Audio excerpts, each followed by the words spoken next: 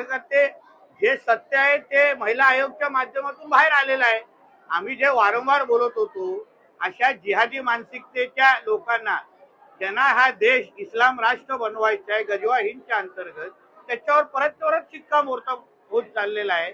आणि म्हणून जसं मी काल बोललो, AIM सारख्या दहशतवादी संघटना जे काय त्या निदा खानला समर्थन करत होते त्यांचा आता पूर्ण पद्धतीने बुरखा रोज फाटत चाललेला आहे।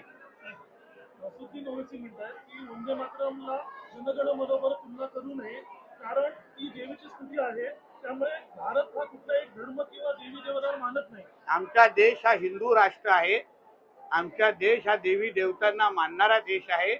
या देशाच्या प्रत्येक कणामध्ये महादेव बसलेले आहे आणि हे ज्याला मान्य नसेल तर त्यांनी त्याची दाढी आणि लंगोट आणि गोल टोपी घेऊन पाकिस्तानमध्ये निघून जावं। तुम्ही आमच्या देशामध्ये एवढी हिम्मत पाकिस्तानमध्ये कोण भारताबद्दल बोलण्याची ठेवली असती का? गीताबद्दल बोलण्याची ठेवली असती का?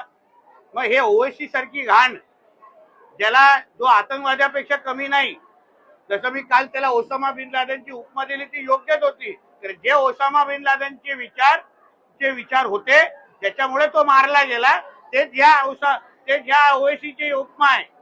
कदाचित त्याचा पुनर्जन्म ह्या ओवैसी मध्ये झाला असेल। म्हणून आमच्या वंदे मातरम किंवा आमच्या हिंदू राष्ट्राकडे कोण हे वाकड्या नजरेने बघत असतील ना, त्या सरळ हिरव्या सापांना त्यांच्या पाकिस्तानच्या अपघाताच्या बिळामध्ये पाठवून देण्याची वेळ आलेली आहे।